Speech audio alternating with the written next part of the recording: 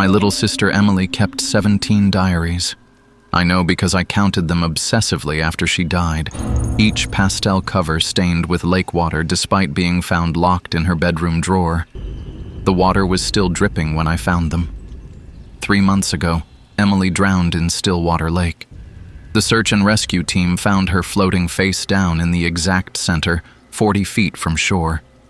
But here's what the police report didn't mention. Emily couldn't swim. She was terrified of deep water.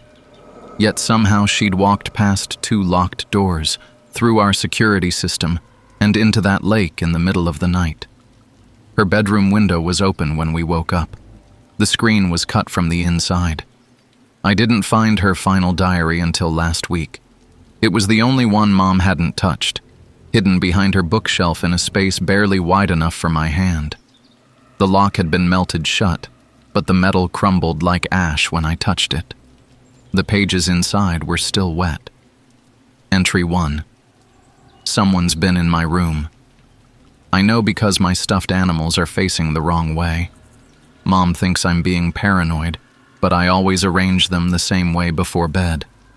Now they're all looking at my window instead of the door, like they're watching something outside. Entry 2. I had the dream again. The man with the old camera standing in the lake. He waves at me to come closer, and in the dream, I want to. I wake up with my feet muddy and my pajamas damp. How is that possible, Joey? How do I get muddy feet from a dream? The earliest entries were dated just 2 weeks before her death. I checked our family photos from that time. Emily looked different in every single one. Thinner, paler. Her smile never reached her eyes, and she was always glancing just left of the camera, like something was standing behind the photographer. Entry 5. He visits every night now. Mr. Stillwater doesn't come through the door or window. He just appears, like water seeping through the walls. He smells like the bottom of the lake. He shows me his collection of photographs, and Joey, they move.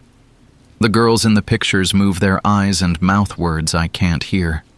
They all look so peaceful, but their eyes are screaming. Entry 8. I tried to tell Joey today about Mr. Stillwater, but every time I opened my mouth, lake water came out instead of words. Actual water, Joey. I vomited lake water for 10 minutes. When I looked in the mirror afterward, there was something swimming in my pupils. Something small and dark. I remember that day. Emily had run to me in the kitchen, opened her mouth to speak, then doubled over and vomited clear water all over the floor. When I asked if she was sick, she just stared at me with these huge, terrified eyes and shook her head violently. Entry 12. He explained everything tonight. Mr. Stillwater used to be a photographer who specialized in eternal portraits, pictures of children at the moment of death. He said death is when we're most beautiful, most pure, most true. But the shallow death wasn't enough for him. He wanted to capture souls, not just bodies. So he made a deal with something in the lake, something old and hungry. Entry 14. I've been sleepwalking every night. I wake up standing waist deep in the lake with no memory of how I got there. My phone shows dozens of photos I didn't take, all of me in the water, getting deeper each night. In the last one, the water is up to my neck, and I'm smiling. I don't remember smiling, Joey. I don't remember being happy. Entry 16. He keeps a dark room 40 feet underwater in the center of the lake. It's impossible, but I've seen it in dreams so vivid I wake up with my lungs burning. All his collection is there, hundreds of photographs of drowned children. But they're not dead, Joey. They're aware, trapped forever in that instant between life and death, unable to scream, unable to close their eyes. Margaret Miller has been there the longest. She was the first in 1954. She mouths, "Help me," over and over, but no sound comes out. I found the newspaper clippings that night. 43 girls over 70 years, not just the 12 I'd initially discovered. each death preceded by the same pattern: behavioral changes, sleepwalking, mysterious photographs on their phones or cameras, family members finding them talking to empty spaces. The oldest article made me physically sick. Local photographer Howard Miller drowns during occult ritual, 1954. Daughter Margaret found dead, believed to be ritual sacrifice. Police investigation reveals Miller's darkroom contains hundreds of photographs of dead children dating back decades. Source of children's bodies unknown. But here's what turned my blood to ice. At the bottom of the article was a small addendum from 1955. Update. Howard Miller's body never recovered from Stillwater Lake. Margaret Miller's body also disappeared from the morgue. Grave found empty during planned burial. Entry 17. Final.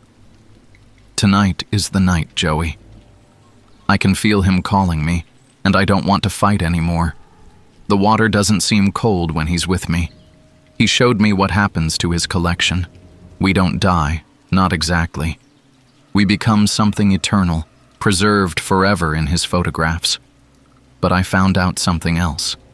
Something he doesn't know I know. He needs permission.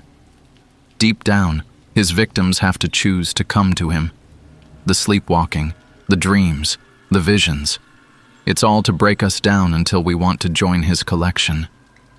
But Joey, I can feel him watching you now too. You've started shining, just like I did. The photographs he's planning to take of you are already developing in his underwater darkroom.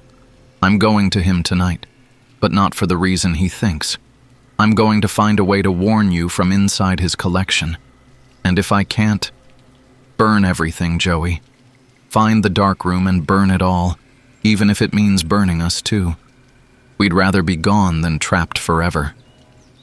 The entry ended there, but at the bottom of the page was something that made my hands shake. A Polaroid photo stuck to the paper with what looked like black lake water. It showed me asleep in my bed, photographed from inside my room. I was curled in a fetal position, and my face was twisted in terror, as if I was having a nightmare. On the back, in Emily's shaking handwriting, "He's already started your collection, Joey. Run." That night, I didn't sleep. I sat by my window with every light in the room blazing, clutching a baseball bat and watching the darkness outside. At 3:17 a.m., I saw him. Howard Miller stood at the edge of my backyard, perfectly still, an antique camera hanging around his neck. His skin was waterlogged and gray, swollen like a corpse that had been underwater for decades. Dark water streamed constantly from his clothes, creating spreading puddles around his feet. He raised his camera toward my window. I dove away from the glass just as the flash went off, so bright it burned purple afterimages into my vision even through my closed eyelids. When I looked back, he was gone. But something had been burned into the window glass. The negative image of my terrified face, etched permanently into the glass like acid. On my nightstand was a fresh photograph. Me diving away from the window, caught in perfect detail. On the back, "Soon." The phone rang. "Joey." Emily's voice, but wrong somehow. Hollow, like she was speaking from the bottom of a well. "Emily? Oh God, Em, where are you?" "I'm in the photographs, Joey. We all are. But it's not what he promised. He lied about it being peaceful. We're all awake, all the time, watching through the pictures. We can see everything but can't move, can't scream, can't even close our eyes. And he visits us every night, talking about his plans for you." My bedroom suddenly felt freezing cold, and I could smell lake water. "He's there right now, isn't he?" Emily whispered. "Behind you. Don't turn around." I could feel him, a cold presence breathing on the back of my neck. The temperature in the room plummeted, and frost began forming on the windows. "The dark room," Emily continued urgently. "Find it. But Joey, listen carefully. He's not just a ghost anymore. The thing in the lake has been feeding on our fear and pain for 70 years. He's stronger now than he ever was alive. He can manipulate reality around water. He can make you see things that aren't there, make you want things you'd never want. Behind me, I heard the wet sound of footsteps on my carpet. And Joey? The photographs aren't just images. They're prisons. Every picture he takes traps a piece of your soul. He's been taking pictures of you for weeks. You just haven't found them all yet. The line went dead. I spun around. My room was empty, but every surface was covered with photographs. Dozens of them, all of me. Sleeping, eating, showering, sitting in class. Pictures taken from impossible angles, through walls, from inside mirrors. In each one, I looked a little more tired, a little more hollow, as if something essential was being drained away with each flash. On my desk was a note in Miller's spidery handwriting. Your collection is nearly complete, Joey.